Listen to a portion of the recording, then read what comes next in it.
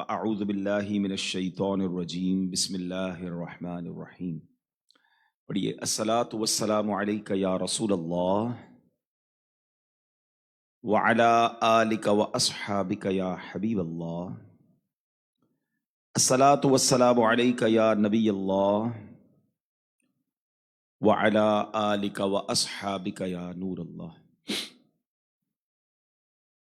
الحمدللہ عز وجل دعوت اسلامی کے عالمی مدنی مرکز میں روزانہ ہی مختلف ڈپارٹمنٹس اور مختلف شعبہ زندگی سے تعلق رکھنے والے اسلامی بھائیوں کی آمد کا سلسلہ رہتا ہے، اور ماشاءاللہ ہمارے دعوت اسلامی کے پروفیشنل فورم کی طرف سے آپ سب کو بلایا گیا۔ مختلف فیکلٹی کے اور مختلف شعبوں سے تعلق رکھنے والے عاشقان رسول جمع ہوئے ہیں۔ سب سے پہلے میں آپ کو ویلکم کرتا ہوں، مرحبا کہتا ہوں، آپ نے اپنا وقت نکالا، یہاں تشریف لائے۔ رب کریم ہم سب کا جمع ہونا اپنی بارگاہ میں قبول فرمائے۔ آج کی میری جو انشاءاللہ سیشن ہے اس کے 3-4 پارٹ ہوں گے انشاءاللہ عز و جل۔ اسٹارٹ میں ہم 2 ایسی ہستیوں کے بارے میں کچھ مختصراً سنیں گے جن کے ایام اس مبارک مہینے میں آتے ہیں اور ان سے ہمیں کیا سیکھنے کو ملتا ہے۔ انشاءاللہ اس سے کچھ لیسن، کوئی میسج لیں گے، اور اس کے بعد ہم پرٹیکولر جس مہینے میں ہیں، یقیناً کچھ دنوں کے بعد شب براءت آنے والی ہے، اس حوالے سے چند باتیں ہوں گی۔ اور پھر سبحان اللہ، وہ مہینہ جس کا ہر عاشق رسول کو انتظار رہتا ہے، وہ مہینہ آنے والا ہے۔ ماہ رمضان میں انٹر کیسے ہونا ہے، اس کی پریپریشن ہمیں کیا کرنی ہے۔ تو انشاءاللہ یہ 3-4 چیزیں میں کوشش کروں گا مختصر وقت میں کور کرنے کی، آپ کی توجہ چاہوں گا۔ درود پاک پڑھنے کے بے شمار فضائل و برکات ہیں۔ نبی پاک علیہ الصلوۃ والسلام کا فرمان ہے، لَيَرِدَنَّ الْحَوْضَ عَلَيَّ أَقْوَامٌ مَا أَعْرَفَهُمْ إِلَّا بِكَثْرَةِ الصَّلَاةِ عَلَيَّ۔ حوض کوثر پر مجھے ایسی قومیں ملیں گی جنہیں میں بہت زیادہ درود پاک پڑھنے کے سبب ہی پہچانوں گا۔ The reason of recognition on the day of judgment at حوض کوثر۔ ٹرائی ٹو انڈرسٹینڈ یہ کیسا، یعنی اگر مثال کے طور پہ آپ یہاں آئے ہیں تو ہو سکتا ہے آپ کا نام انٹر ہوا ہوگا۔ بعض بڑی بڑی کانفرنس میں جاتے ہیں تو آپ کا کارڈ ہوتا ہے جس کی وجہ سے آپ کو وہاں انٹری ملتی ہے، اور اگر بندہ وہاں جا کے کارڈ مس کر جائے، وہاں پہنچے ٹریول کر کے، اور وہ جو انٹری کارڈ ہے وہ مس کر جائے، تو کتنی پرابلم ہوتی ہے کہ یار آ بھی گیا ہوں، ٹریول بھی کیا ہے، خرچ بھی کیا ہے، مگر کارڈ کی وجہ سے نہیں جانے دیا جا رہا۔ کچھ ہالز ہوتے ہیں جس میں داخلے کا ٹکٹ ہوتا ہے، وہ ٹکٹ ہی مس ہو جائے تو کتنی بڑی پرابلم ہو۔ لیکن دنیا میں وہ ٹکٹ پرچیز کی جا سکتی ہے۔ کسی کانفرنس کا کارڈ مس ہو جائے تو جناب چلو کانفرنس رہ گئی نا، دوبارہ مل جائے گی، مگر حوض کوثر دیر از نو آلٹرنیٹو ہے۔ ایک ہی چیز ہے، ایک ہی جگہ ہے جہاں سے قیامت کے دن پانی ملنا ہے، جہاں وہ تھرسٹ، وہ پیاس بجھے گی۔ اور اللہ اکبر، جب نبی پاک دیدار کروا رہے ہوں گے اور اپنے ہاتھوں سے جام کوثر دے رہے ہوں گے، اور اس دن کسی شخص کو ریکگنائزیشن نہ ملے، اس دن جب وہ دیکھے کہ مجھے نہیں پہچانا جا رہا یا میرے نمبر نہیں آ رہا ہے، ذرا سوچیں وہ کتنی بڑی محرومی ہوگی۔ اور سبحان اللہ، it is not big deal. کیا فرمایا؟ جو کثرت سے درود پڑھنے والے ہوں گے ان کو میں پہچانوں گا۔ اللہ اکبر، میرے آقا مجھے پہچان لیں، میرے نبی مجھے پہچان لیں، حوض کوثر پہ میرا نام لے لیں کہ یہ میرا وہ غلام ہے جو مجھ پر درود کثرت سے پڑھتا تھا۔ میری تو وصولی ہو گئی نا، میرے تو وعدے نیارے ہو گئے، اور کیا چاہیے؟ تو پلیز، اور سبحان اللہ، جس مہینے میں ہم لوگ اس وقت جی رہے ہیں، ماہ شعبان، شعبان جو ہے نا، یہ ماہ درود بھی ہے، یہ بھی یاد رکھیے گا۔ یہ ماہ درود کس لیے ہے کہ بڑی تعداد میں علماء فرماتے ہیں جو آیت درود ہے نا، ماشاءاللہ آپ سب کو یاد ہوگی، بسم اللہ الرحمن الرحیم، ان اللہ وملائکتہ یصلون علی النبی یا ایھا الذین آمنوا صلوا علیہ وسلموا تسلیما۔ درود پاک پڑھ لیں۔ اللہم صل علی سیدنا و مولانا محمد طب القلوب ودوائها وعافیت الابدان وشفائها ونور الابصار وضیائها وعلی آلہ وصحبہ وبارک وسلم۔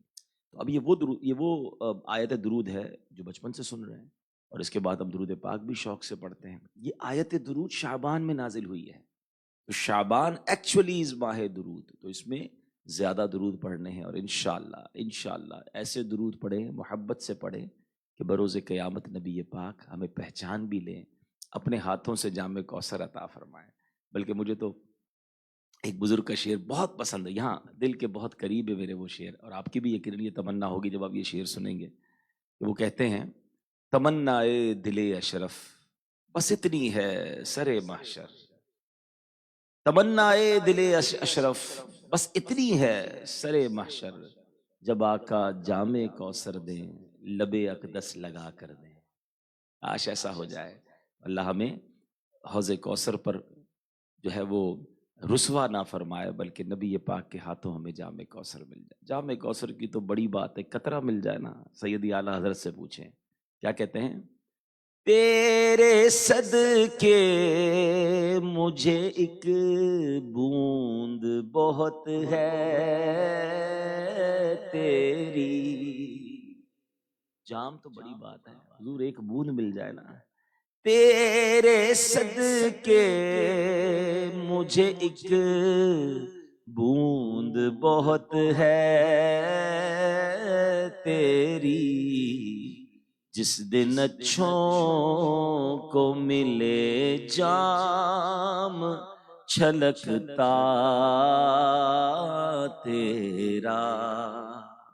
اس دن جب اچھوں کو نیکوں کو حضور چھلکتے جام ملیں، ایک قطرہ ہمیں بھی عطا فرما دیجیے گا۔ اللہ یہ دعائیں، یہ تمنائیں ہمارے حق میں قبول فرمائے۔ محبت سے درود پاک پڑھ لیجئے، صلو علی الحبیب صلی اللہ تعالی علی محمد صلی اللہ علیہ وسلم۔ آج جو دو عظیم ہستیوں کا ذکر میں نے کرنا ہے، ماہ شعبان کی 2 تاریخ کو کروڑوں حنفیوں کے پیشوا امام اعظم ابو حنیفہ رضی اللہ تعالیٰ عنہ کا یوم آتا ہے۔ سب اکثر ہم میں حنفی ہیں، کروڑوں حنفی ہیں، اور حضرت نعمان بن ثابت، آپ کا نام نعمان، آپ کے والد کا نام ثابت ہے، امام اعظم ابو حنیفہ کے نام سے آپ مشہور ہیں۔ بہت ساروں کو شاید یہ نہیں پتا کہ وہ بہت بڑے بزنس مین بھی تھے، کروڑوں حنفیوں کے پیشوا، فقہ کے امام، اس کے باوجود وہ one of the biggest business man of that era تھے، بڑا کام تھا ان کا۔ لیکن سبحان اللہ، علم دین کے بھی وہ سمجھے سمندر تھے، تقویٰ کے پہاڑ تھے۔ چھوٹے چھوٹے 2 واقعات جس سے ہمیں میسج لینا ہے۔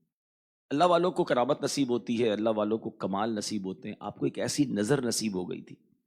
پہلے تو روایتوں میں آتا ہے کہ جب بندہ وضو کرتا ہے نا تو اس کے اعضاء کے گناہ دھل جاتے ہیں۔ سبحان اللہ، مبارک ہو جو 5 وقت کے نمازی ہیں اور وضو کرتے رہتے ہیں۔ چہرہ دھونے سے چہرے کے گناہ دھل جاتے ہیں، ہاتھ دھونے سے ہاتھ کے گناہ دھل جاتے ہیں، پیر دھونے سے پیروں کے گناہ دھل جاتے ہیں۔ سبحان اللہ۔ اور اب امام اعظم سبحان اللہ وہ ایک بار وضو کر رہے تھے، برابر میں ایک بندہ وضو کر رہا تھا، تو آپ نے وضو کرتے ہوئے کہا بیٹا شراب سے توبہ کر لے۔ ایک بندے کو وضو کرتے دیکھا، کہا کہ گانے بازوں سے توبہ کر لے۔ ایک کو دیکھا، کہا بدکاری سے توبہ کر لے، ماں باپ کو ستانے، مثال دے رہا ہوں، ماں باپ کو ستانے سے توبہ کر لے۔ وہ لوگ توبہ کر لیتے، ان کو گناہ نظر آ جاتے کہ وضو کرتے ہوئے اس کے یہ گناہ گر رہا ہے۔ ابھی اللہ پاک نے ایسی ان کو نظر دی تھی، مگر کچھ دنوں کے بعد انہوں نے اللہ کی بارگاہ میں عرض کی، میرے مولا مجھ سے یہ نعمت واپس لے لے، میں تیرے بندوں کے گناہ نہیں دیکھنا چاہتا، میں چاہتا ہوں مجھ پر لوگوں کے عیب نہ کھلے۔ اللہ اکبر۔ اور ایسا ہی ہوا، آپ کی دعا قبول ہوئی اور آپ سے یہ ایک طرح سے جو ایسی بصیرت، ایسی نگاہ عطا کی گئی تھی وہ واپس لے لی گئی۔ مگر ہمارے لیے کیا میسج ہے اس میں؟ اللہ اکبر۔ اللہ کی طرف سے یہ عطا تھی نا، خود سے تو نہیں بن گئی تھی، یعنی انہیں یہ عطا ہوتی بھی انہی کو ہے جو عیب چھپانے والے ہوتے ہیں۔ جن کو کسی کے عیب دکھا دیے جائیں، ان کی نگاہی ایسی ہوتی ہوگی، ان کا تقویٰ کیسا ہوگا، مگر وہ بیک آف ہو گئے کہ نہیں مجھے نہیں چاہیے۔ اور ایک ہم میں سے بہت بڑی تعداد ہے جو ڈھونڈ رہی ہوتی ہے کہ عیب پتہ چل جائے۔ یار کوئی مائنس پوائنٹ تو بتاؤ۔ ہمارے یہاں نارملی آفیسز میں، اداروں میں ایک جملہ بڑا مشہور ہے، اور کوئی نئی تازی بتاؤ بھائی، کوئی اندر کی خبر بتاؤ، تاکہ اندر سے پتہ چلے کہ کس نے کیا کیا ہے۔ اور پھر اتنے مزے لے لے کر کسی کا عیب، کسی کا جو ہے وہ کوئی معاملہ پتہ چل جائے، اس کو انجوائے کرتے ہیں لوگ، میسج چلاتے ہیں، فون کرتے ہیں۔ اور صرف آفیسز میں نہیں، فیملیز میں ہوتا ہے، محلوں میں ہوتا ہے، پتہ چلا اس کے بیٹے نے یہ کر دیا، پتہ چلا اس کی بیٹی نے یہ کر دیا، ارے ہاں اس کے گھر میں یہ ہوا تھا، اس کے آفس میں پولیس آئی تھی، اس کو فون آیا تھا فلاں کا۔ لا حول ولا قوت الا باللہ العلی۔ یہ اسلام نہیں ہے اور نہ یہ اس کی تعلیمات ہے۔ میں آپ کو حدیث پاک سناتا ہوں۔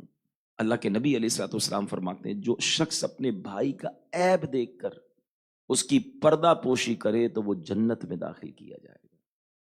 روایتوں میں آتا ہے جو کسی کے عیب کھولتا ہے اس کے عیب کھول دیے جائیں گے، جو کسی کے عیب چھپاتا ہے اللہ اس کے دنیا اور آخرت میں عیب چھپا دے گا۔ بتائیے اسلام مذہب کتنا پیارا ہے۔ میں کبھی کبھی سوچتا ہوں یہ چیزیں عبادت تو نہیں ہے؟ یعنی میں کسی کا عیب چھپاؤں، میں نے اللہ کو سجدہ تو نہیں کیا، میں نے روزہ تو نہیں رکھا، میں نے تلاوت تو نہیں کی، میں نے اللہ کا ذکر بھی نہیں کیا، میں نے کسی مسلمان کا عیب چھپا لیا۔ لک ایٹ ہاؤ بیوٹیفل اسلام از، کہ مسلمان آپس میں پیار سے رہیں، محبت سے رہیں، عزت سے رہیں۔ It is required. عیب میں کسی کے چھپا رہا ہوں، میرے رب عیب چھپا رہا ہے، میری بخشش فرما رہا ہے، مجھے جنت میں داخل کر رہا ہے۔ یہ الگ ٹاپک ہے، کبھی انشاءاللہ موقع ملا، میں نے پچھلے دنوں ایک ٹاپک ریڈی کروایا تھا، کیونکہ جب انٹرنیشنل ٹریول کرتے ہیں تو مختلف فورمز پر، مختلف جگہوں پر بدقسمتی سے، چاہے وہ لبرلزم کے نام پر یا الحاد کے نام پر، ایتھیزم کے نام پر، یہ فضا قائم کی جاتی ہے کہ جناب اسلام جب بھی نافذ کیا جاتا ہے، اسلام جہاں ڈومینیٹ کرتا ہے وہاں پرابلم شروع ہو جاتی ہیں، وہاں پر جناب ایشوز شروع ہو جاتے ہیں۔ میں نے الحمدللہ ایک اسپیچ ریڈی کروائی، ایک ٹاپک ریڈی کروایا، کچھ اسلامی بھائیوں سے رابطہ کیا، علماء سے کچھ مواد میں نے بھی جمع کیا کہ Islam is not a problem for the society, actually Islam is the solution for society. یعنی اب میں آپ کو اسی ایپ پوشی کی مثال دی، ایسی کتنی مثالیں ہیں۔ آپ مسلمان کو تحفہ دیں، آپ کو ثواب ملتا ہے۔ بھائی میں کسی کو تحفہ دے رہا ہوں، اس میں اللہ کی کون سی عبادت ہے؟ آپ مسکرائیں تو آپ کو صدقے کا ثواب ملتا ہے، اس میں بظاہر کون سی اللہ کی عبادت ہے؟ میں کسی کو مجھ پہ ظلم کرے میں اسے معاف کر دوں، اللہ مجھے جنت دے گا، یہ اللہ کی کون سی عبادت ہے؟ پڑوسی کا حق اچھا ادا کروں، اللہ مجھے جنت دے دے گا، رب بخش دے گا۔ پڑوسی کے ساتھ میں اچھا کر رہا ہوں، اس پہ رب کی کون سی عبادت ہے؟ ایسی کتنی عبادتیں ہیں، یہ تو میں بہت تھوڑی سی بتائیں، اگر اس کو میں لسٹ ڈاؤن کروں تو بندہ حیران ہو جاتا ہے کہ اسلام کو ریکوائرڈ کیا ہے۔ تو ایکچولی دا ریکوائرمنٹ آف اسلام کہ ہم جس سوسائٹی میں رہیں وہاں حقوق کا خیال رکھیں۔ میرا اسلام تو جانوروں کے حقوق بیان کرتا ہے۔ آج ہم کسی اور سوسائٹی میں جا کر کہتے ہیں یار میں امریکہ سے آیا، یورپ سے آیا، جاپان سے آیا، کمال کی صفائی ہے، کمال کے حقوق ہیں، کمال جناب لوگ ایک دوسرے کا خیال رکھتے ہیں۔ ان بیچاروں نے لگتا ہے اسلام پڑھا نہیں ہے۔ میرا اسلام تو کہتا ہے صفائی نصف ایمان ہے۔ مسئلہ یہ ہے کہ ہم اسلام کو پڑھتے نہیں اور دوسروں کی باتیں پڑھ کے انسپائر ہو جاتے ہیں۔ ہاں یہ ضرور کہا جا سکتا ہے کہ اسلام جہاں پر پراپر نافذ کر دیا جائے، proper implementation of Islamic ruling ہو جائے، دنیا کی سب سے بیسٹ سوسائٹی وہ بن سکتی ہے۔ سچ بولنے والے کو جنت عطا ہوتی ہے، سچ بولنے والے سے رب راضی ہو جاتا ہے، سچ بولنے سے سوسائٹی اچھی ہوتی ہے نا۔ بہرحال یہ الگ ٹاپک ہے، مگر یہاں امام اعظم کا یہ جو کال اور امام اعظم کا یہ انداز ہمیں کیا سکھا رہا ہے کہ عیب پھیلانے نہیں ہیں، عیب چھپانے ہیں۔ اور یقین کریں اگر کسی کے عیب اچھالنے میں، ڈسکس کرنے میں بڑا مزہ آ رہا ہے نا، تو انتظار کیجئے کہ چند دنوں بعد آپ ڈسکس ہو رہے ہوں گے۔ عربی کا ایک مقولہ ہے، من ضحکا ضحکا، جو ہنستا ہے بعد میں ہنسا جاتا ہے، اس پر ہنسا جاتا ہے۔ جو لوگوں پر ہنستا ہے نا، انجوائے کر کر کے، مزے لے لے کر، نہیں۔ کاش میرا یہ بیان سوشل میڈیا انفلوئنسرز یا جناب نیوز کاسٹرز اور اس طرح کے رپورٹر سنیں جن کو خبر کی تلاش ہوتی ہے اور اس کے بعد کوئی تحقیق نہیں ہے، فلاں کی بیٹی نے یہ کر دیا، فلاں کے بیٹے نے یہ کر دیا، فلاں کے گھر سے یہ برآمد ہوا، اور بعد میں پتہ چلتا ہے وہ خبر ہی جھوٹی تھی، وہ تو ایف آئی آر تھی، فرسٹ انفارمیشن رپورٹ تھی، بعد میں ختم ہو گئی، بعد میں انویسٹیگیشن کی تو ایسا کچھ تھا ہی نہیں۔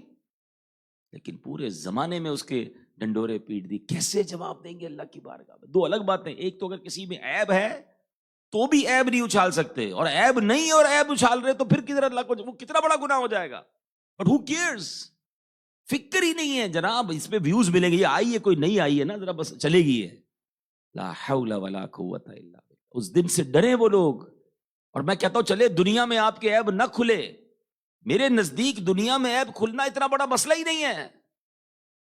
قیامت کے دن عیب کھل گئے، ادھر جاؤں گا، ادھر کے بعد تو کوئی وہ ہے ہی نہیں نا، دوبارہ اس کو ریپیئر کرنے کا تو ٹائم ہی نہیں ہے۔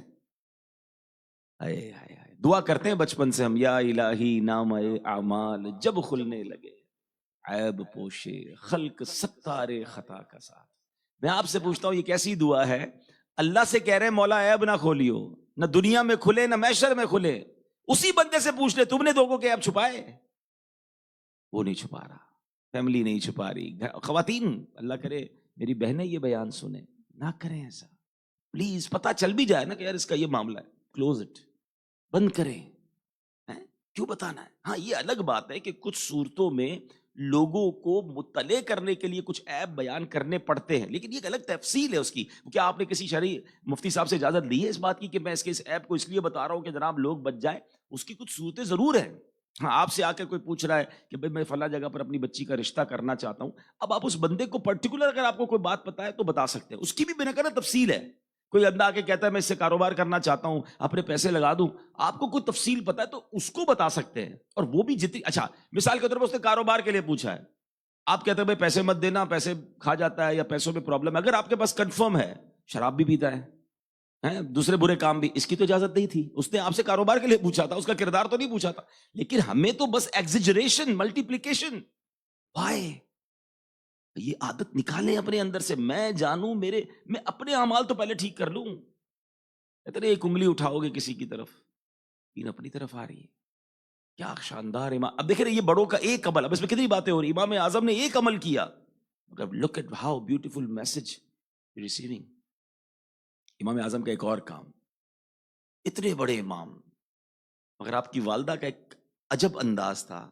آپ کی والدہ کو جب بھی کوئی شرعی مسئلہ پوچھنا ہوتا تھا نا، تو مسجد میں سمجھ لیں محلے کے ایک امام صاحب تھے یا ایک وائز تھے، دو افراد تھے، ایک اچھی تقریر کرتے تھے اور ایک مسجد کے امام تھے. کبھی کہتی ان سے پوچھ کر آؤ، کبھی کہتی ان سے پوچھ کر. امام اعظم ہیں جو جن کے شاگرد مجتہد تھے، مگر ماں کہتی تھی ان سے پوچھ کر آؤ تو وہ ان سے پوچھ کے آتے تھے. اچھا جب پوچھتے جاتے تھے نا تو وہ امام صاحب کہتے ہیں امام صاحب، امام اعظم کیوں گناہ گار کر رہے ہیں آپ ہم سے مسئلہ پوچھ رہے ہیں، ہم تو آپ سے سیکھتے ہیں. اب ماں نے کہا ہے تم جواب دو گے. کہا اچھا ایسا کرے آپ ہی جواب دے دیں. امام اعظم جواب دیتے، کہتے یہی میرا جواب ہے، اپنی والدہ کو بتا دیں. والدہ کو آ کے بتاتے کہ امام صاحب نے یہ جواب دیا، بیکاز ماں اس سے سیٹسفائی ہوتی تھی. ایک بار امام مسلم فرماتے ہیں کہ میں نے دیکھا کہ وقت کے امام اعظم ابو حنیفہ کوفہ کی گلیوں میں اپنی والدہ کو اونٹ پر یا خچر پر بٹھا کر اس کی لگام تھام کر جا رہے. کہاں جا رہے ہیں؟ ماں نے کہا تھا آج میں پوچھ کر آؤں گی فلاں وائز سے. ماں کو لے کر گئے، اس کے حجرے کے باہر کھڑے ہو گئے. ماں اندر گئی، سوال پوچھ کے واپس آئی، ماں کو واپس لے کر آئے. کیا سیکھنے کو ملا؟ ماں کو نہیں کہا اے ماں جانتی نہیں میں کون ہوں، میرے شاگردوں میں بڑے بڑے مفتی ہیں اور میں کسی مسجد کے امام سے مسئلہ پوچھنے جاؤں؟ You don't know who am I, میرا مرتبہ کیا ہے. لوگ میرے آگے کتابیں لے کر مجھ سے سیکھنے آتے ہیں اور تم مجھے کہہ رہی ہو کہ امام سے سوال کر کے آؤ. یہ میسج ہے ہم ان تمام لوگوں کے لیے جو آج پی ایچ ڈی کر چکے، جو آج کسی کمپنی میں سی او ہیں، جو سی او او ہیں، جو جناب مینیجر ہیں، جو ڈائریکٹر ہیں. آپ میں سے کچھ ایسے ہوں گے کہ جن کے تحت سینکڑوں، ہزاروں یا بیسیوں لوگ کام کرتے ہوں گے. آپ مقام بن گیا، اور یہ مقام بننے کے بعد نارملی ماں باپ کو کیا کہہ رہے ہوتے؟ پتہ نہیں میں کون ہو گیا ہوں، ماں میں بڑا افسر بن گیا ہوں، میں بڑا آدمی بن گیا ہوں، یہ چھوٹے موٹے کام میں نہیں کروں گا. آپ ہر کام مجھے دیتی ہو، لگتا ہے مجھے ابھی بھی بچہ ہی سمجھتی ہو، پتہ نہیں میں کیا ہو گیا ہوں. اب تو اتنے فالوور ہو گئے میرے سوشل میڈیا پہ، اب تو زمانے میں میرا نام ہو گیا، میرا بیان، میری تقریر، میری اسپیچ لوگ سنتے ہیں. یہ سب سے بڑی بے وقوفی ہے. سیکھیے امام اعظم سے. ماں کو کبھی نہیں کہا میں بڑا آدمی ہو گیا ہوں، ماں کے سامنے وہ بچہ ہی بنے رہے. کبھی اپنے ماں باپ کو مت کہنا کہ میں کیا ارے میں جو بنا ہوں انہی کی وجہ سے تو بنا ہوں. اگر آج کوئی مرتبہ ملا ہے تو کس لیے ملا ہے؟ ماں باپ کی دعاؤں سے ملا ہے، ان کی برکتوں سے ملا ہے. میں انہی کو جا کر بتاؤں گا میں بڑا ہو گیا ہوں. جتنے بڑے ہو جاؤ ماں باپ کے قدموں میں رہنا، ان کا بچہ بن کر رہنا، ان کی خدمت کرتے رہنا. واللہ وہ جو دعائیں ملیں گی وہ آپ کو اور بلندی پہ لے جائیں گی. کیا خوبصورت میسج ملتا ہے بڑوں کی سیرت سے. ادب کیجئے. میں اپنی زندگی کا ایک نچوڑ دینا چاہتا ہوں. جس کے ساتھ اس کے ماں باپ کی دعائیں ہیں نا، اس کو ترقی سے کوئی نہیں روک سکتا. اور جس کے ساتھ اس کے ماں باپ ناراض ہیں، بے شک سارا زمانہ راضی ہے، آفس میں سارے لوگ راضی، میرا باس بھی راضی، میرا مینیجر بھی راضی، میرے کولیگز بھی راضی ہیں، ماں باپ ناراض ہیں، اس کو بربادی سے کوئی نہیں روک سکتا. اپنی لائن ٹھیک کیجئے. سب سے پہلے ماں باپ ہیں، ان کو راضی کیجئے، ان کی خدمت کیجئے. بڑی عمر میں ہو جاتے ہیں چڑچڑے. ایک بڑے اچھے جملے پڑھنے کو ملے تھے سوشل میڈیا پر. کہتا ہے 4 سال کا تھا، ایک بچے کی کہانی لکھی تھی. تو میں کہتا تھا میرے ابو سے ایسا دنیا میں کوئی نہیں ہے، مائی فادر از بیسٹ. جب 10 سال کا ہوا تو کہتا ہوں کہ میرے فادر میرے دوست ہیں، میں ان کے ساتھ زندگی گزارنے کا مزہ ہی اور ہے. 14-15 سال کا ہوا تو کہنے لگا کہ ابو کو لگتا ہے میری ہر چیز سے اعتراض ہو گیا. 20-25 साल का हुआ تو سوچا کہ اس بندے کے ساتھ رہتا کیسے ہوگا کوئی. امی پتہ نہیں زندگی کیسے گزار رہی ہیں. 30-35 سال کی عمر کے بعد تو لگا کہ رہنا ہی نہیں چاہیے ان کے ساتھ, زندگی الگ کر دینی چاہیے. اب ان کی عمر نہیں ہے, اب ان کو سمجھ نہیں آتی باتیں. 40-45 سال کا ہوا تو مجھے لگا کہ ابو نے ہمیں پالا کیسے تھا. بچوں کو پالنا تو بہت مشکل ہے, اٹس ویری ڈیفیکلٹ. 50 سال کی عمر پہ پہنچا تو مجھے لگا کہ کیا کمال کے اصول تھے میرے ابو کے, مجھے بھی وہی اصول اپنے بچوں پہ امپلیمنٹ کرنے چاہیے. اور جب 60 سال کا ہوا تو اس بات کو کہنے پہ مجبور ہو گیا کہ مائی فادر از بیسٹ. میرے ابو جیسا کوئی نہیں تھا. آخر میں ایک جملہ لکھا تھا, 56 سال لگے واپس اس جملے پر آنے کر, واپس اس جملے پر پہنچنے پر کہ مائی فادر از بیسٹ. جوانی میں جو باپ برا نہیں لگتا تھا, ایک ایج پر آ کر اس باپ کی ہر بات یاد آتی ہے. آپ میں سے کچھ لوگ ہوں گے 20-25-30 سال کی عمر میں جن کو واقعی ابو کی باتیں اریٹیٹ کر رہی ہوں گی. بلیو کریں, یہاں 50 سال کے لوگ بھی بیٹھے, پوچھیں ان سے, تو ان کو اب اپنے والد کی ہر بات یاد آتی ہے.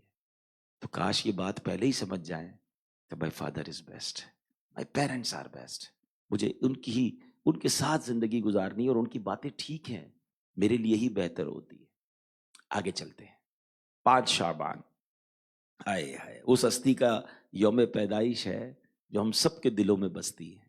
اور وہ کون سی ہستی ہیں؟ امام حسین رضی اللہ تعالیٰ, امام عالی مقام, امام عرش مقام, امام تشنا کام. وہ عظیم ہستی کہ جن کے بارے میں میرے آقا علیہ الصلوۃ والسلام فرماتے ہیں, یہ دونوں امام حسن اور امام حسین کے بارے میں, یہ میرے دونوں پھول ہیں, جنتی نوجوانوں کے سردار ہیں. حدیث پاک کا خلاصہ ہے, جس نے حسین سے محبت کی اس نے مجھ سے محبت کی, جس نے حسین سے دشمنی کی وہ ایسا اس نے مجھ سے دشمنی کی. حسین مجھ سے ہے, میں حسین سے ہوں. ہائے ہائے, کتنا پیار فرماتے نبی پاک اپنے نواسے سے, اور تربیت کیسی فرمائی. اتنی باتیں, امام حسین کی باتیں تو ختم ہی نہیں ہو سکتی. بچپن کا وقت ہے, امام حسن اور امام حسین وضو کر رہے تھے تو دیکھا برابر میں ایک بزرگ بھی وضو کر رہے ہیں. اب بچے ہو کر آپ کو وہ بچے کس کے تھے, وہ آل کون سی تھی, ان کو شریعت نہیں پتا تھی تو کس کو پتا تھی؟ پتا تھا بزرگ غلطی کر رہے ہیں, وضو سے یہ نہیں کر رہے, مگر وہ look at the way of تربیہ, look at the way of training. یا بہت سارے لوگ ہوں گے جو ٹریننگ کرتے ہوں گے, جو لیکچر دیتے ہوں گے, جو ریئلائز کراتے ہوں گے, جو غلطی کو دور کرنا چاہتے ہوں گے. حسنین کریمین امام حسن اور امام حسین بزرگ سے کہتے ہیں, بابا جی ایک بات کرنی ہے. فرماؤ بیٹا, کہیے کیا کہتے ہیں. بابا جی ہم وضو کریں گے دونوں بھائی, ذرا چیک کریں دونوں میں سے وضو کون ٹھیک کر رہا ہے. وضو کیا, وہ بزرگ سمجھدار تھے, کہتے بیٹا میں نے سمجھ لیا ہے, آپ دونوں کے وضو میں غلطی کوئی نہیں, غلطی میرے وضو میں. ہائے ہائے, مسئلہ سالو بھی کر لیا, کسی کا دل بھی نہ توڑا. یہ آج انٹرنیشنلی ٹریننگ میں سکھایا جاتا ہے کہ جناب مسئلے کو سالو کرنا ہے یا بندے کو ذلیل کرنا ہے, پہلے تو ہم یہ طے کر لیں. اگر آپ کے آفس میں, آپ کے گھر میں آپ کا بچہ غلطی کر رہا ہے, آپ کا امپلائی غلطی کر رہا ہے, آپ چاہ رہے ہیں یار یہ پرابلم میرے آفس سے نکل جائے, آپ چاہتے ہیں پرابلم نکالنا یا بندہ نکالنا چاہتے ہیں, بندے کو ذلیل کرنا چاہتے ہیں. ہمارے یہاں نارملی اسٹائل کیا ہوتا ہے, تمہیں سمجھ نہیں پڑتی, پڑھ کر کیا آئے ہو, پتہ نہیں ہے یہ کام ایسے نہیں ہوتا, جاہل آدمی ہو, اتنے سال لگ گئے پھر بھی نہیں سیکھے. ہو سکتا ہے یہ غلطی دوبارہ نہ کرے, مگر آپ سے دل ٹوٹ گیا اس کا. ہاں, اب آپ کے بارے میں کوئی اچھے خیالات نہیں ہیں اس کے. اگر آپ پرابلم دور کرنا چاہتے ہیں تو کمال یہ ہے کہ بندہ بھی آپ کا رہے اور پرابلم بھی ڈیلیٹ ہو جائے. کمپیوٹر اٹھا کے تھوڑی پھینک دیتے, اگر کمپیوٹر میں کوئی پرابلم آ جاتا ہے ڈیلیٹ کر کے چیز نکالتے ہو نا. بندے سے بھی ڈیلیٹ کر کے چیز نکالو, بندے کو کیوں اٹھا کے پھینکنا ہے, بندے کا سر کیوں توڑنا ہے, بندے کو برا بلا کیوں دینا ہے, گالیاں کیوں دینی ہے. وہ بچپن میں سکھا گئے کہ ریئلائزیشن کیسے کروانا ہے, معاملے کو سالو کیسے کرنا ہے, تربیت کیسے کرنی ہے. بعض اوقات کسی غلطی کو سدھارنے کے لیے جو ہمارا عمل ہوتا ہے نا وہ غلطہ ہوتا ہے, اس سے بھی بڑی غلطی ہوتی ہے. فار ایگزامپل, بچے نے چائے کا کپ گرا دیا اور باپ نے ڈنڈا اٹھا کے سر پہ مار دیا, سر پھٹ گیا, ہاسپٹل لے گئے. وہ غلطی چھوٹی تھی, آپ نے تو غلطہ کر دیا نا. ارے بھائی اس بات کو ٹھیک کرے کہ آئندہ وہ غلطی نہ کرے. یہ ایگزامپل کے طور پہ سمجھا رہا ہوں. سبحان اللہ. تو یہ آل رسول کی باتیں. اب امام حسین کس قدر اللہ رسول کے ذکر سے پیار کرتے تھے, کس قدر دعاؤں سے پیار تھا, کہ جب یہ جو کربلا کی لڑائی تھی نا, کربلا کا دن آنے والا تھا, یوم عاشورہ, اس سے ایک دن پہلے امام حسین اپنے چچا جان سے کہتے ہیں کہ کچھ صورت ایسی بنائے نا کہ یہ جنگ 1-2 دن اور لیٹ ہو جائے, یہ معاملہ 1-2 دن اور لیٹ ہو جائے, تاکہ میں مزید اللہ کی عبادت کر لوں, میں مزید تلاوت کر لوں, میں مزید دعا کر لوں. معلوم تھا کہ شہادت تو ہونی ہے, مگر پیار کیسا پیار کیسا تھا اللہ کے ذکر سے. اور سبحان اللہ، ذکر الہی، تلاوت قرآن، سجدوں کا شوق کیسا کہ جس وقت شہید کیا گیا اس وقت بھی آپ سجدے کی عالم میں ہیں. اور جب آپ کو تلوار کے نیزے پر آپ کا سر اقدس اٹھایا گیا تو اس وقت وہ سر سے بھی تلاوت کی آواز آ رہی ہے.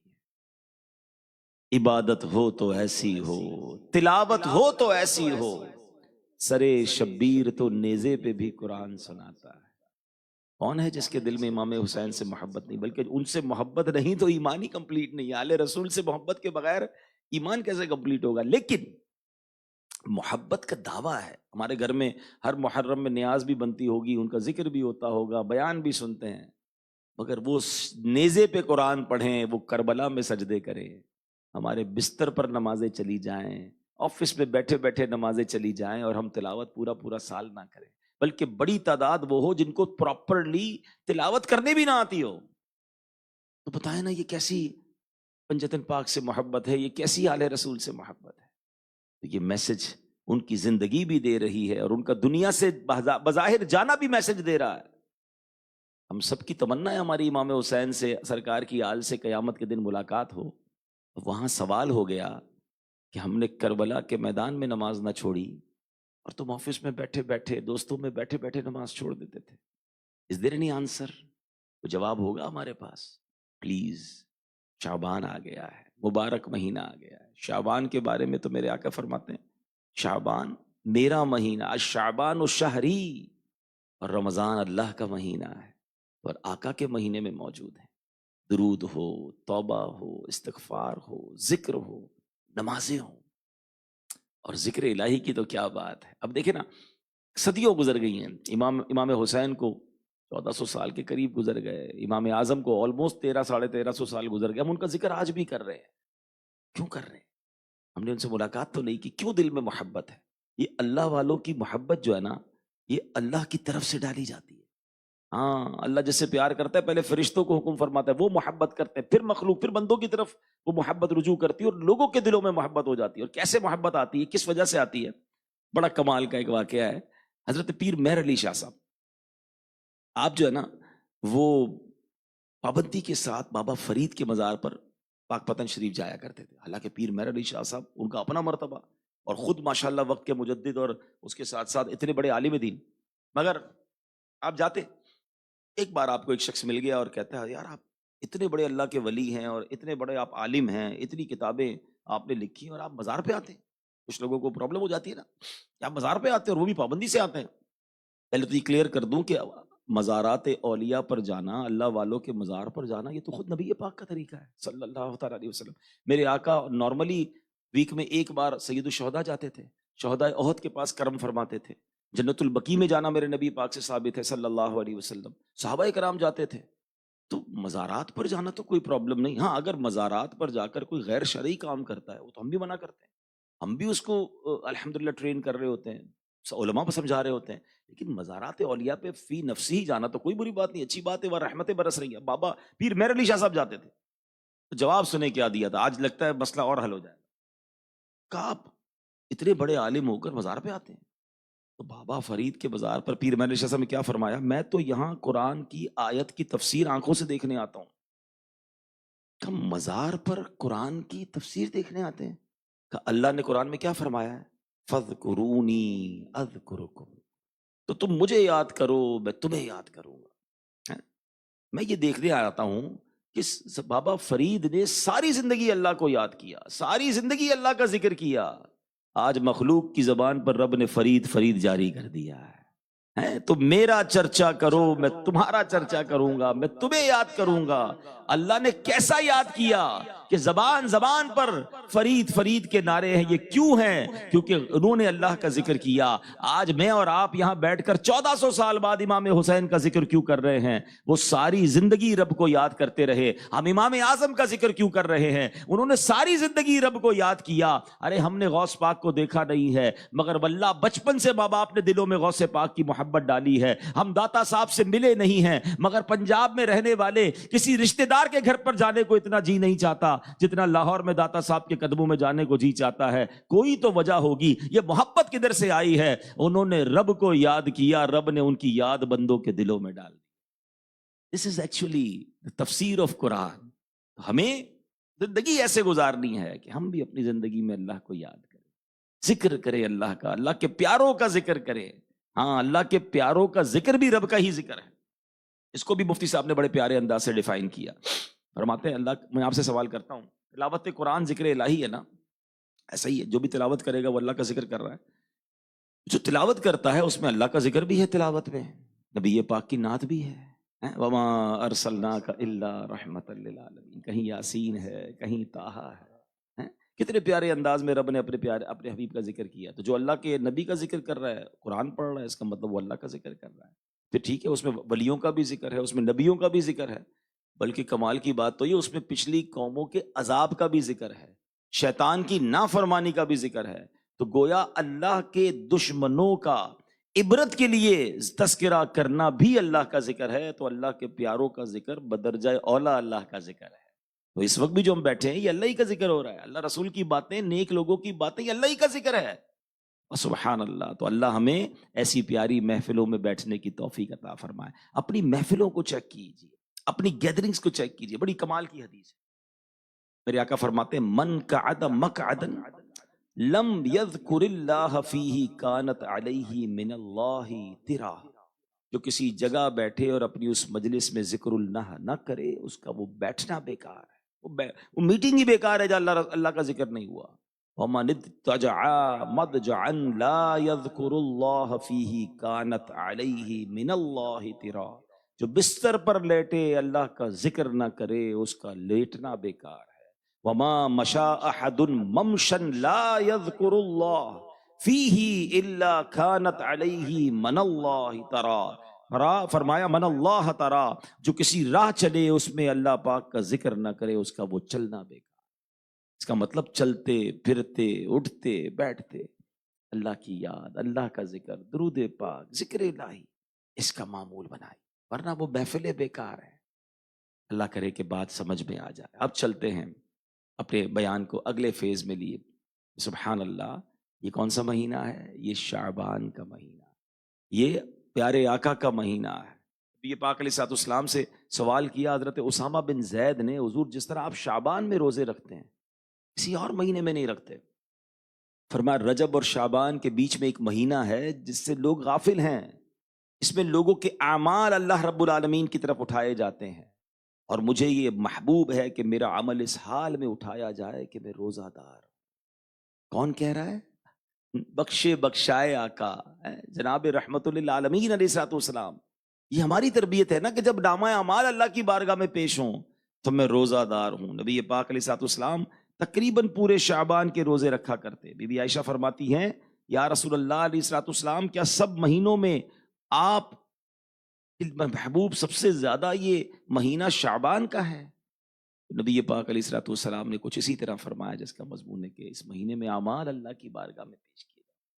میں چاہتا ہوں کہ میرے اعمال جب رب کی بارگاہ میں جائے میں روزے سے ہوں. اس مہینے میں یہ بھی یاد رکھیں کہ لکھ دیا جاتا ہے. اللہ اکبر. غوث پاک کیا فرماتے ہیں کہ بہت سے کفن دھل کر تیار رکھے ہوتے ہیں مگر کفن پہننے والے بازاروں میں گھوم رہے ہوتے ہیں. کافی لوگ ایسے ہوتے ہیں ان کی قبریں کھودی جا چکی ہوتی ہیں مگر ان میں دفن ہونے والے خوشیوں میں مست ہوتے ہیں. بعض لوگ ہنس رہے ہوتے ہیں حالانکہ ان کی موت کا وقت قریب آ چکا ہوتا ہے.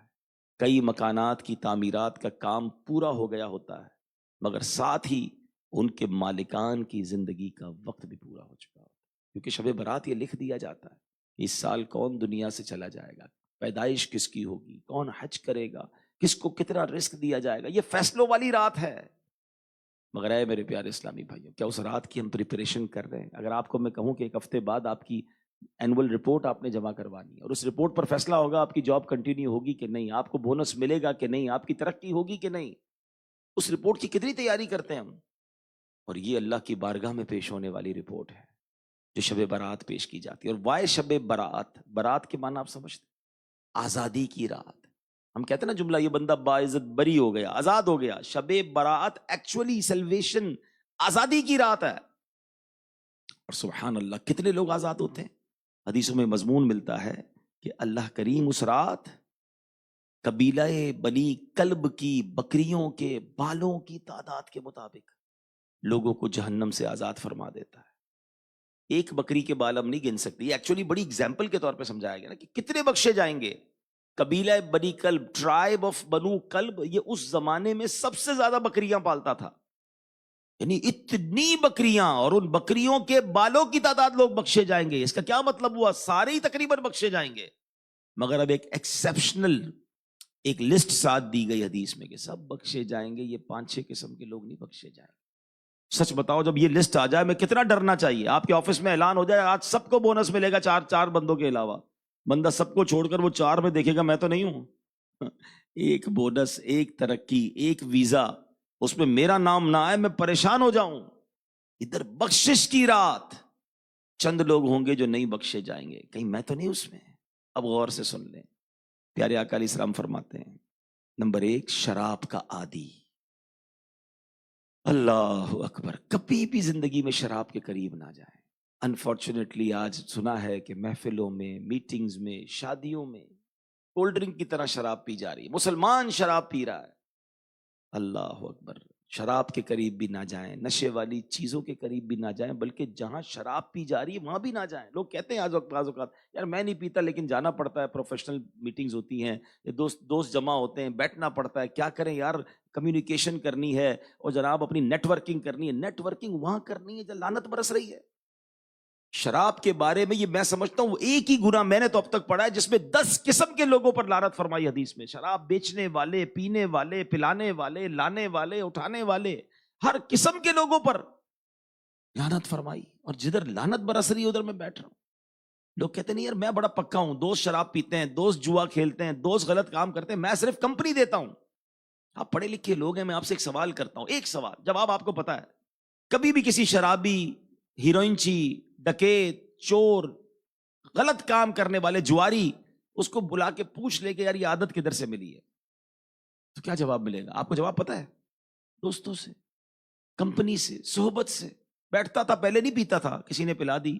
پہلے نہیں پیتا تھا، پھر اس نے لگا دیا جوئے میں پہلے نہیں غلط کام کرتا، اس نے یار جب پتا ہے بری صحبت برا بنائے گی، 2 اور 2 4 والا فارمولا ہے. لیکن نہیں، میں بڑا پکا ہوں، میں بیٹھتا ہوں صرف، I am just giving company. Covid نے تو ہمیں پہلے ہی سکھا دیا تھا سوشل ڈسٹینس نہیں بھائی، اس کا زکام، اس کو طبیعت خراب، اس سے دور ہو جاؤ. بھائی سے دور ہو گیا، میاں بیوی دور ہو گئے، اور ادھر جہاں لعنت برس رہی ہے اس کے ساتھ بیٹھے ہیں. ادھر سوشل ڈسٹینس نہیں کریں گے کہ اس پہ لعنت برستی بھی مجھ پہ نہ برس جائے. ارے ایسی محفلوں میں آؤ نا کہ جن کے ساتھ بیٹھنے والا بخشا جاتا ہے. اور یہ میں نہیں کہہ رہا، حدیثوں میں مضمون موجود ہے، طویل حدیثیں، صرف اس کا آخر بتا دیتا ہوں کہ اللہ کے فرشتے جب اللہ کی بارگاہ میں جاتے اور جب بتاتے یا اللہ کہیں تیرا ذکر ہو رہا ہے، تجھے یاد کیا جا رہا ہے، اللہ فرماتا ہے فرشتوں گواہ ہو جاؤ، میں نے سب کی بخشش فرما دی. فرشتے کہتے ہیں کہ اللہ ایک بندہ ایسا بھی آیا جو تجھے یاد کرنے نہیں آیا، اپنے کسی پرسنل کام سے آیا. اللہ فرماتا ہے فرشتوں یہ وہ لوگ ہیں جن کے ساتھ بیٹھنے والا محروم نہیں رہتا، میں نے اس کو بھی بخش دیا ہے. تو جہاں اللہ رسول کا ذکر ہو، نیکی کی باتیں ہوں، وہاں اگر کوئی کسی اور مقصد سے آئے تو چونکہ اچھوں کے ساتھ بیٹھا ہے تو اس پر الحمدللہ رحمت برستی، اس کا بھی کام ہو جاتا ہے. تو یہ وہ جگہ نا جہاں آنا چاہیے. اور ہم کہتے ہیں نہیں یار وہ ذرا بڑے سیٹ کی دعوت ہے، ذرا باس نے بلوایا ہے تو کمپنی کے سارے لوگ جمع ہو رہے ہیں اور نہیں جائیں گے تو بات خراب ہو جائے گی. غلط کام مجھے پتہ ہوں گے لیکن جانا پڑے گا، نیو ایئر نائٹ کا پروگرام ہے تو فلاں. ارے بھائی ان لوگوں کے چکر میں رب کو ناراض کر دوں گا. مخلوق کو راضی کرنے کے لیے جو رب کو ناراض کرتے ہیں، یاد رکھے حدیث کا مضمون ہے، ایک وقت آتا ہے مخلوق بھی ان سے ناراض ہو جاتی ہے. کدھر 100-200 سال پرانے، 50-60-70 سال والے انفلوئنسر گانے باجے ناچنے حرام کام کر کے مخلوق کو راضی کرنے والے، انجوائے کرانے والے، کوئی ایک بتا دے جس کو آج کوئی یاد کرتا ہو، اس کی قبر پہ جاتا ہو. 800 سال بعد بھی خواجہ کی نگری آباد ہے، خواجہ کا شہر آباد ہے، ہر دل میں خواجہ بستے. کیوں؟ اللہ کو راضی کیا، مخلوق کو نہیں. ہندوستان گئے، سارا ہندوستان خلاف ہو گیا، انہوں نے کہا خلاف ہوتا ہو تو ہو جائے، میں رب کو راضی کروں گا. اللہ نے سب کو راضی کر دیا.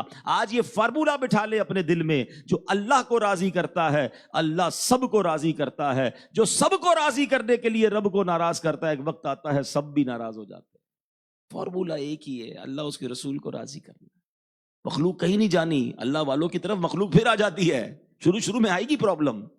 اللہ کرے کہ ان پیاری باتوں سے ہم یہ سبق لیں. شراب کا عادی شب برات بھی نہیں بخشا جائے گا. سیکنڈ فرمایا ماں باپ کا نافرمان. ہائے ہائے، تھوڑی دیر پہلے ہی میں نے بات کی تھی، وہ بات یہاں بھی آ گئی. ہر بڑی رات ہر بخشش کی رات جو ایگزمپشنز ہیں، جو لوگ نہیں بخشے جائیں گے، آپ کو اس میں ماں باپ کا نافرمان ضرور ملے گا۔ اس کا مطلب یہ کتنا بڑا گناہ ہے، اللہ کرے ہم سمجھ جائیں۔ تیسرے نمبر پر زنا کا عادی، بدکاری، ایڈلٹری کرنے والا، پلیز نہ جائیں ان محفلوں میں، نہ جائیں ان صحبتوں، بچائیں اپنے آپ کو۔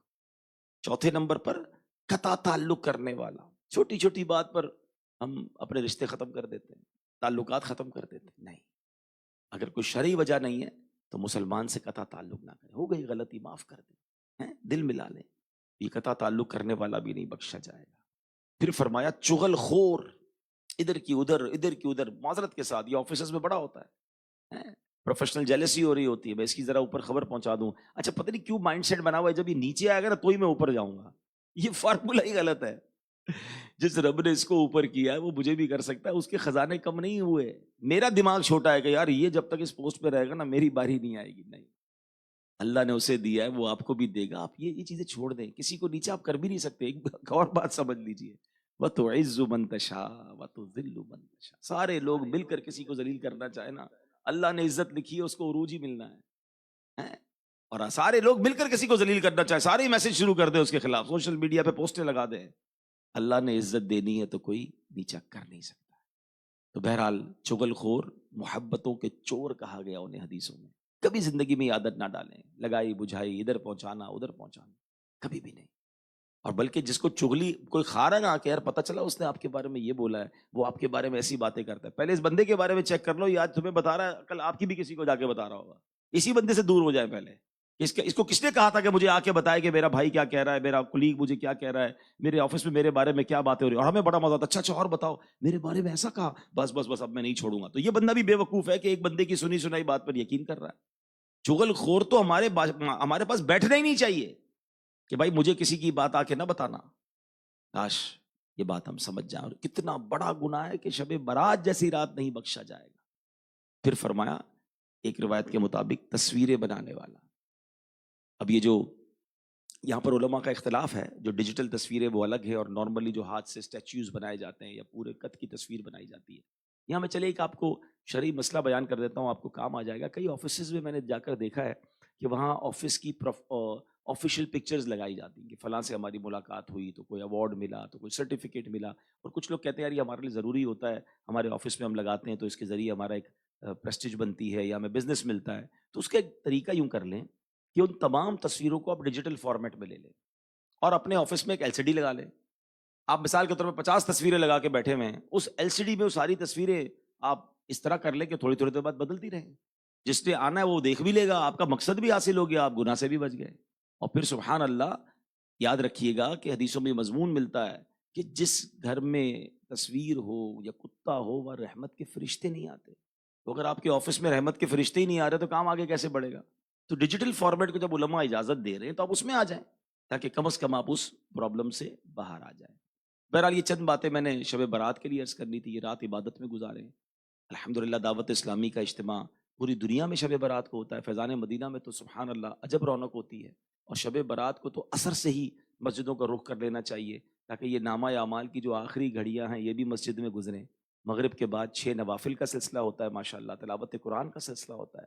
14 شعبان کو بھی روزہ رکھیں کہ نامہ اعمال کا آخری دن بھی روزے سے ہو۔ 15 شعبان کو روزہ رکھیں کہ نامہ اعمال کا پہلا دن روزے سے ہو، اور پھر 15 شعبان کا بھی روزہ رکھیں، رات عبادت میں گزاریں۔ قبرستان نبی پاک علیہ الصلوۃ والسلام 15 شعبان کو شب برات کو تشریف لے گئے تھے۔ ہمیں بھی چاہیے کہ ہم کوشش کر کے، والدین دنیا سے چلے گئے، رشتہ دار چلے گئے، ان کی قبر پر حاضری بھی دیں، اور یہ رات ویسے بھی قبر کو یاد کرنے کی رات ہے، تو اللہ کرے کہ ہم اس رات سے میسج لینے والے بن جائیں۔ اور پھر سبحان اللہ، جیسے میں نے کہا کہ اگلا جو مہینہ ہے وہ مہینہ ہے سبحان اللہ ماہ رمضان، ماہ غفران، رحمت کا مہینہ، برکتوں کا مہینہ۔ کیسا کمال کا مہینہ ہے کہ ایک ہی حدیث اس کو ڈیفائن کرنے کے لیے کافی ہے۔ سرکار دو عالم علیہ السلام فرماتے میری امت کو معلوم ہوتا رمضان کیا ہے تو تمنا کرتے سارا سال ہی رمضان۔ تو یہی ایک جملہ کافی ہے۔ حضرت مولا علی شیر خدا فرماتے اگر اللہ کو اس امت کو عذاب دینا ہوتا نا تو انہیں سورہ اخلاص اور رمضان عطا نہ فرماتا۔ اس کا مطلب یہ دو چیزیں عذاب سے بچانے والی، پکڑ لے رمضان کو تو بیڑا پار ہو جائے گا۔ پہلا عشرہ عشرہ رحمت، درمیان کا عشرہ عشرہ مغفرت، اور آخری عشرہ جہنم سے آزادی کا عشرہ ہے. اور اس میں ایک اور بڑی نیکی، سبحان اللہ، وہ کیا ہے؟ وہ نیکی ہے کہ اس میں اعتکاف کیا جائے. حدیث پاک کا خلاصہ ہے، من اعتکف ایمانا و احتسابا غفر له ما تقدم من ذنبه. جو ایمان کی حالت میں ثواب حاصل کرنے کے لیے اعتکاف کرتا ہے، اس کے پچھلے سارے گناہ معاف کر دیے جاتے ہیں. تو ہو سکے تو آخری عشرے کا اعتکاف. اور سونے پہ سہاگا یہ ہے کہ میرے آقا نے زندگی میں ایک بار پورے مہینے کا اعتکاف کیا. تو الحمدللہ عالمی مدنی مرکز فیضان مدینہ میں بھی اور دنیا کے کئی مقامات پر پورے مہینے کا دعوت اسلامی اعتکاف کرواتی ہے. یہ گویا کریکٹر بلڈنگ کورس ہوتا ہے، یہ لائف ریفارمنگ ایکسپیرینس ہوتا ہے کہ بندہ ایک مہینے میں بدل کے جاتا ہے. اگر آپ چاہتے ہیں میری عادتیں بہتر ہو جائیں، میں متقی ہو جاؤں، سنتوں سے پیار ہو جائے، تھوڑی سی عاجزی آ جائے، سختی ہے دل میں، تو زندگی میں یہ ایک مہینہ ایز اے ورک شاپ کے طور پر، ایز اے ٹریننگ سیشن کے طور پر آپ اعتکاف کر کے دیکھیں. آپ حیران ہو جائیں گے کہ کتنا بڑا امپیکٹ آپ کے اندر آ رہا ہے.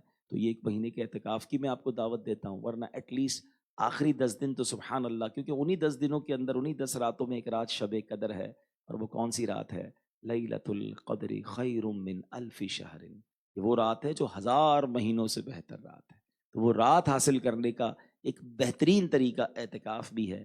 تو اعتکاف کیجیے، اور دعوت اسلامی والوں کے ساتھ کریں گے تو انشاءاللہ مزید نہ جانے کتنا سارا علم دین سیکھ کر جائیں گے. میں رب کریم سے دعا کرتا ہوں کہ اللہ کریم ہمیں جو ہم نے باتیں سنی اسے یاد رکھنے، عمل کرنے اور دوسروں تک پہنچانے کی توفیق عطا فرمائے. امام اعظم کا فیضان عطا فرمائے، امام حسین کا فیضان عطا فرمائے.